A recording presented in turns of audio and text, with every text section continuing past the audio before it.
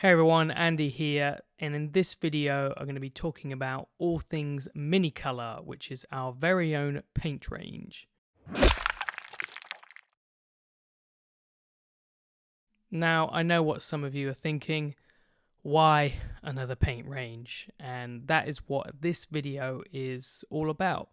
By now, hopefully you've seen the really nice, beautifully edited video that we did for advertising, and this one is going to be a lot more candid. I'm basically responsible for designing all of the colors and testing them and making sure they're good enough for you. So I want a chance to kind of tell you directly what I was thinking, what I was looking for, and why they have a place in the market, really. If you've watched the channel for a while or know anything about me at all, I hope you get the impression that I really care about painting miniatures and I'm always trying to paint the best that I can. I'm sort of on a never-ending journey to keep improving my painting, mostly for painting competitions, but I have painted a lot of armies in the past, so I feel that I know, what you need to do to paint armies and to paint stuff to kind of the high levels. And so when it came to creating this product, I just want to get across that it comes from a genuine place of wanting to make the best colors I can, because then my miniatures will look better, Selfishly, I want to get some paints that make my minis look as good as I can in terms of the finish, the smoothness of the blends, and of course the color. I love a lot of paint brands and I will continue to use different ones. Just because we have our own paint brand now, Henry and I will always recommend you what we think the best paint is going to be for the task. And sometimes it will be Minicolor, but maybe we want something with a different property, and of course we'll use those paints. But one thing I noticed was a lot of brands are chasing the same thing, and it's really, really matte, really high coverage, an obsession with speed, and that's not what I want. I want the end result to be really beautiful, really smooth, vibrant colors, and sometimes chasing those properties means you can't get that end result that I was after. And this was my personal challenge, really. I had to work with the paint factory, I had to learn where to compromise, and they taught me a lot about paint. And with all this back and forth, this is why it took so long to make. Basically because I was really fussy with all of the colors. I wanted them to be really, really punchy, but they had to be usable. And sometimes we came back with the perfect color. It was super vibrant, but it wasn't really usable. It was too diluted, and we were just trying to find, that balance. But I guess what I'm doing here is kind of going into what I was saying in that other video. So maybe what I should do is get on the palette and actually show you what I mean. Okay, let's just paint in front of you, and hopefully this candid look, just the camera at my desk, as it always will be, and it'll just give you an idea of what I was going for, and hopefully let you see why this paint range has a place in the market. I'm going to do a side-by-side here with another paint brand. I'm not going to name who it is for, obvious reasons. And this is an excellent paint. It's just different from ours. And I couldn't find any reds that do the same as what our paints do. So I am really proud of those. I'm going to go through a bunch of the different colors, and, as the range comes out, I want to show you how to use every single paint, because they have their little nuances and tips that are different for each one. But I really wanted to, just show you the reds first because they're my favorite. Okay, so big question is, well, you say the color is amazing, but how is the coverage? And so I'm going to show you here on this black leg. I'm starting with another brand, which is a high coverage red, and we'll see how it compares to ours. I'm base coating by hand over black, which, to be honest, I never do. I just never base coat straight over black. I would always do grey or a black with a little bit of a dusting of white on the top, and that helps the paint grip. helps you get it obviously brighter values where you need it, all of that stuff. But yeah, it definitely helps with the paint gripping on your first base coat. Here you can see our paint, and yeah, I still think it's going on really, really nicely. So let's let that dry, and I'm going to need to build up, a few layers to make a fair comparison. So that's it dry after one coat. Obviously, I'm trying to do more or less the same dilution to make it fair for both paints. But the other one should cover better than ours, but it's not much difference for a very, very different color, and I think you'll see it's worth the time. So second coat here, and it's looking almost finished. Probably could get away with 2 coats with this paint. So let's go for that second coat with our one. So it's not looking too great after the first coat, but the second one, and yeah, it's completely transforming. It's sticking really nicely. I think it's quite hard with a lot of paints when you go over a shiny primer. And yeah, this second coat has made the biggest difference. I think for both of them, I will need to do 3 to make it perfect. So I'll just go ahead and do that, and then we can have a look. So here we go, mini color on the right, and you can see it's a really deep red, and it's got a nice finish, just a little bit of satin, but it's quite even. But yeah, not too satin. I do like it. And yeah, the other one looks good as well. It's just a little pinker as opposed to a really deep red. Like I said though, to get the best out of mini color, I really recommend going from something light, and yeah, you'll struggle to find a tutorial where I start straight from black, to be honest. I pretty much always start my videos with a spray of Tamiya Flat White in the airbrush. You can use grey, like I said. Something like Grey Seer from Games Workshop is amazing, or the Mr. Hobby Surface Primer in grey is also excellent. But I'm going to use our white today just to put it through its paces. And I love Tamiya, but obviously it's a solvent, and this one is an acrylic, so it's really cool to have a white that sprays smoothly as an acrylic paint. So you can see I can build it up, just use something like Vallejo thinner or whatever thinner you have, and I can build that up quite easily. It's probably not going to be as good as Tamiya for this point, but if you don't want to use Tamiya for whatever reason, then yeah, this is great. The other advantage is you can, mix this with the paintbrush as well, which I wouldn't do with Tamiya. It's really an airbrush only paint, and this is quite versatile that I can airbrush a smooth white, and I can mix that in with my paints as well to keep it consistent. But this is a really good smooth mixing white.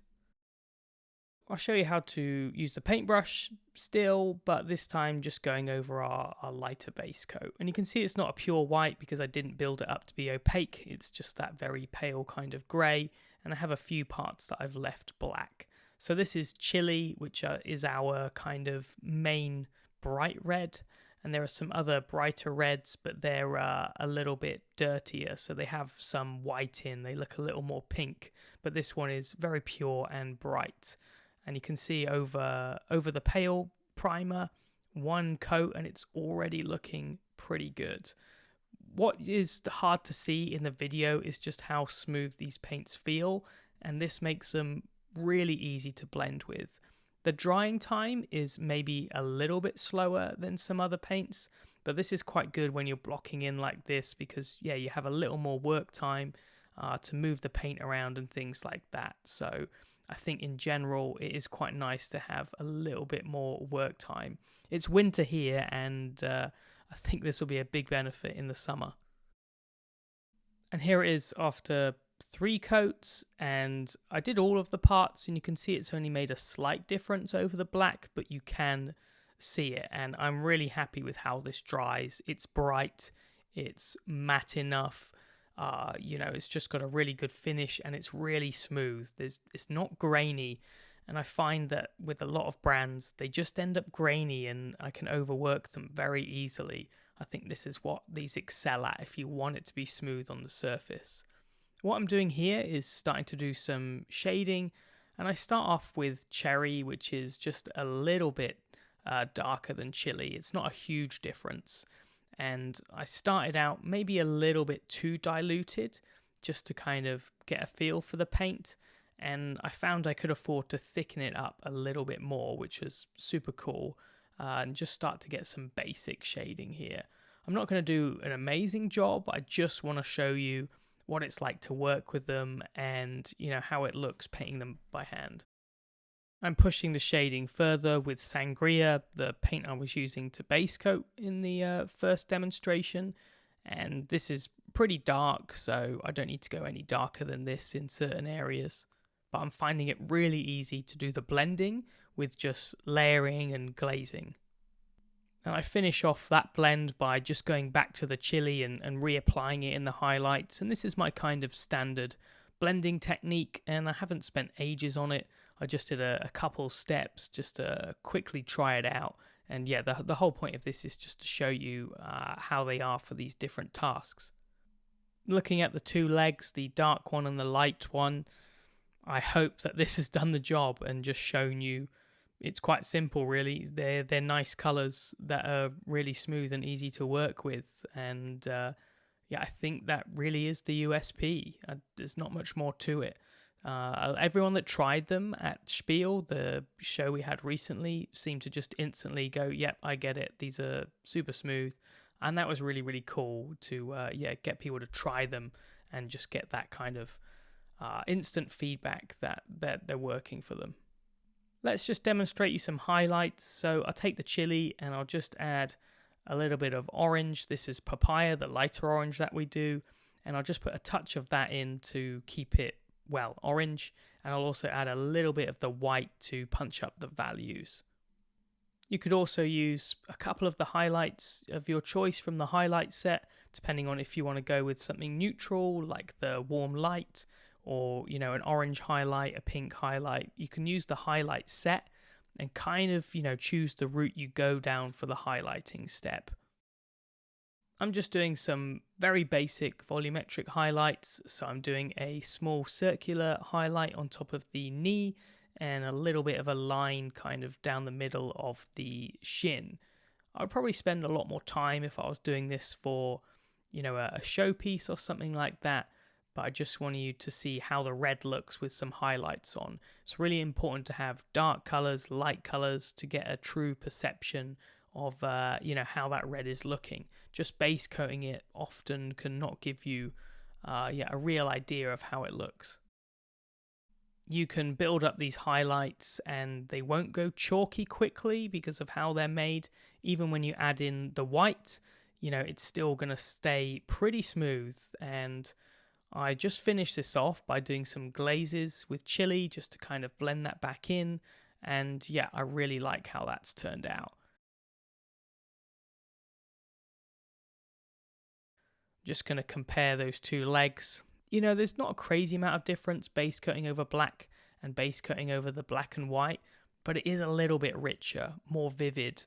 Yeah, and it's definitely smoother, I think.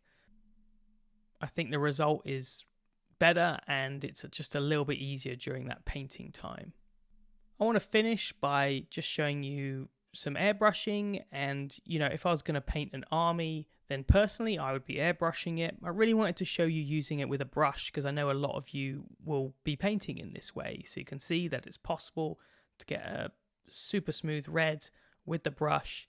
But I just want to show you you know, how I would paint my own Blood Angels army, and that's with chili over this black and white, and I'll cover the whole thing with chili.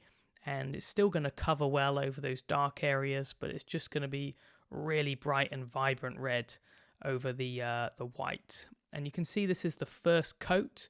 It's already pretty punchy. It's got no speckling and it's smooth. So yeah, that's pretty damn good for one coat. I'll definitely do 2. I don't think I'll need 3, but yeah, it's really cool that these airbrush amazingly well.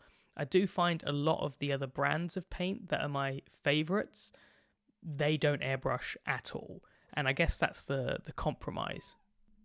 I learned from doing the brushed on demonstration that cherry was quite a subtle difference in tone. And because I'm airbrushing, I just skip straight to the sangria. and I just sprayed this in all the parts that were black originally from the black and white. And in general, I kind of tipped the model upside down and tried to spray any of the parts facing downwards. So I'm keeping this really basic on purpose to show you, simplicity. Often I'll paint things more complicated, but I really want to just show you, 2 steps with the red. Spray the light one, spray the dark one, and you can do some tabletop stuff that still has this impact. I guess it's easy for me to sit and paint my competition models for hours and spend loads and loads of time and say, hey, look, these paints are great, but this is to show you, with not very much effort, just doing things in the right order, you can still get amazing punchy colors easily with this range. My most used paint ever is chocolate, and I've gone through 2 samples of this, and it's just that kind of really dark brown that you need for everything. So here I'm just blocking in some pouches, and this is a little bit richer than some other ones, and that's why I wanted this. It's just that go-to dark brown. This one's colder than the other browns that we have, the really, really dark ones, and that's going to work better with my red, I think, as opposed to a more orangey brown. So yeah, this is the right one, I think. And it's going to go on in 1 coat if I have it a little bit diluted, but I've diluted it a decent amount just to make sure it's really smooth. And yeah, I think 2 coats will be absolutely solid. I'm going to block in most of the black just to show you how the red's looking. As soon as there's some black around it, then it really helps for you to see how good the red is. So yeah, I'll just go ahead and do that. I don't tend to focus on edge highlights with my tabletop stuff, but I will do is take some of the sangria and I'll just line some of the shadows reasonably thick here.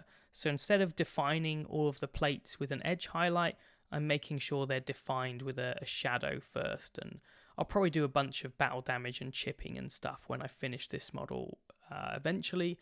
You can, of course, add edge highlights if that's your jam. I would go ahead and use the same highlight mix I showed you earlier. I'm not going to finish this model in this video. It was just about kind of showing you the paints, but I really like it, and I think I'll go ahead and finish it at some point, and I'll make sure I film it so I can give you the rest of the steps and things like that. But here you have them side by side. I think the hand-painted one looks better than the airbrushed one, but of course the airbrushed one is going to be super quick for army painting. But I hope that's shown you that you can use these with brush, you can use these with airbrush. It's just as easy with both. You can see the finish, it is matte, but it's not insanely matte. I think we've got the balance right. And yeah, I will be repeating myself as I often do in these videos, but I just hope by looking at me using them, you get it and you get what we're trying to do here. I'm going to keep trying to make these colors as good as I can. I will test them, and if I don't like them, if I don't think they're good enough for me, then they're not good enough for you either. And so I hope everything in the range is a fantastic paint. And yeah, I really want to do videos, so if you say you get a set of the greens, there's content that shows you how to get the best out of each of those individual greens, give you some combos, how to mix them with the highlight set. All of that stuff is what I'm really excited that all of us, the Cult of Paint and the Artist Opus team, can bring.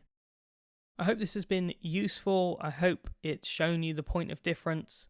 And once again, they're just rich colors, really smooth, easy to blend. Yeah, they're very nice to work with if you want to get these really nice bold colors. And do you know what? They're going to work well with your other ranges as well. I absolutely love AK paints, Vallejo paints, and I think they work really well in conjunction with ours because they behave very differently. And I'll continue to use both and show you how and why to use both in the tutorials. And yeah, I just hope that it's enjoyable for me painting and for you guys watching the content.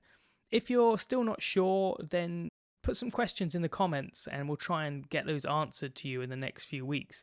I'm going to go ahead and try and film some more demos, maybe painting some more Space Marines with some of the different colors, and I know the other guys will as well.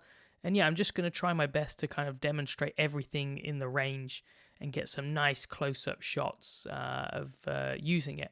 But yeah, there's been so many models over the past few years that I've been testing these on, and if you go through my Instagram, you can see the timeline and how long we've been working on these. But just know that it comes from this place where it's just a couple of us trying to make some nice paints to use and to share with you. So if you're interested, then please back the Kickstarter, and that just allows us to make the best product that we can. And I'm looking forward to answering more of your questions. All right, I think that's it for now. I'll see you in the next one.